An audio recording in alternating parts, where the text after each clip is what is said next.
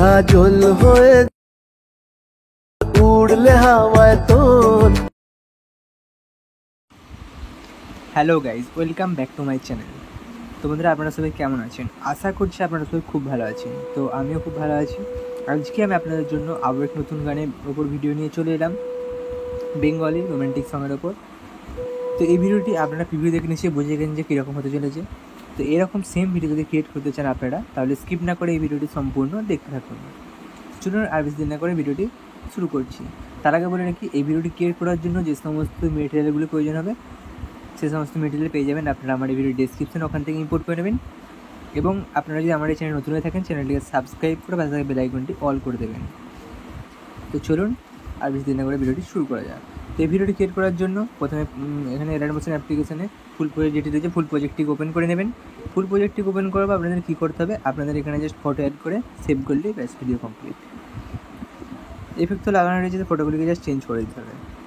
তো এখানে দেখুন প্রথমে যে ব্লু কালারের যেই নিচে থেকে একটি উপর দিয়ে একটি ফটো যাচ্ছে, ব্লু কালারের পেন্সিল, ওটিকে চেঞ্জ করে ফটো অ্যাড করতে হবে ওখানে। তার জন্য কী করবেন, একদম উপর দিয়ে স্ক্রল করে দেখবেন এই যে প্রথমে যে কাজটি করতে হবে, ব্যাকগ্রাউন্ডের ফটোটিকে চেঞ্জ করে দেবেন একবার। ব্যাকগ্রাউন্ডের ফটোটিকে চেঞ্জ করে নেওয়ার জন্য যে নিচে ব্লু কালারের যে পেন্সিল রয়েছে এখানে ক্লিক করে দেবেন। ক্লিক করার পর আপনাদের কী করতে হবে, আপনাদের এবার এখানে ক্লিক করতে হবে কালার অ্যান্ড ফিল অপশানে।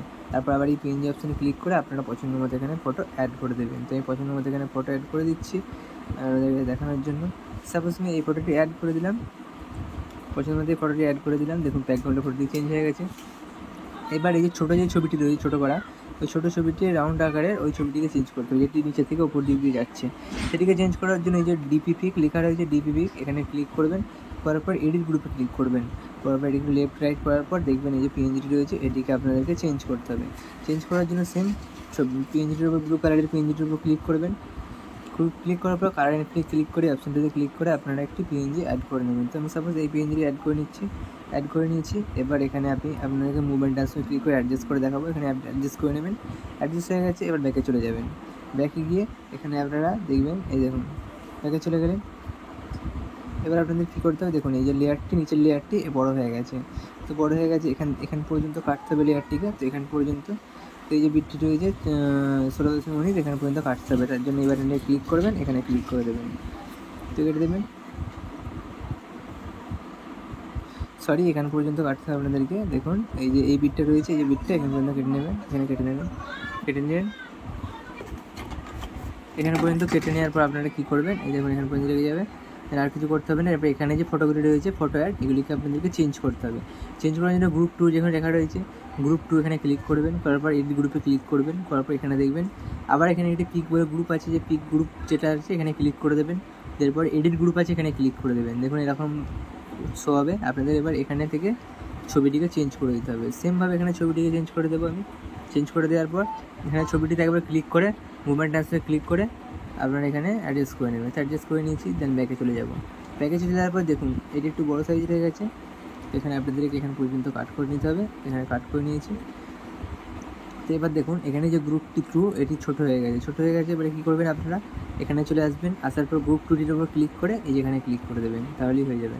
কী বললাম, গ্রুপ 2 2 নম্বর গ্রুপটি রয়েছে, ক্লিক করার পর এই যে বাটনটি একটু ক্লিক করে দেবেন। এখানে পর্যন্ত চলে এসেছে। এবার সেম এখানে গ্রুপ 2 আবার এখানে একটি রয়েছে, এটিতে ক্লিক করবেন। এডিট গ্রুপে ক্লিক করবেন। এখানে সেম পিক অপশানে ক্লিক করে এখানে কালার অ্যান্ড ফিল, এখান থেকে আপনারা ফটোটিকে চেঞ্জ করে দেবেন। চেঞ্জ হয়ে গেছে। এখানে আপনারা এবার অ্যাডজাস্ট করে নেবেন। তো আমি এখানে অ্যাডজাস্ট করে নিচ্ছি, ছোটো করে নেব, এখানে ছোটো করে অ্যাডজাস্ট করে নিলাম। দেন এবার ব্যাকে চলে যাব। ব্যাকে গিয়ে দেখুন এখানে যে পিএনজি, এই যে পিএনজি দিয়ে এখানে গ্রুপটিতে অ্যাড হয়ে গেছে। এবার হ্যাঁ, এটি দেখে এখানে ব্ল্যাক কালারের হয়ে যাচ্ছে।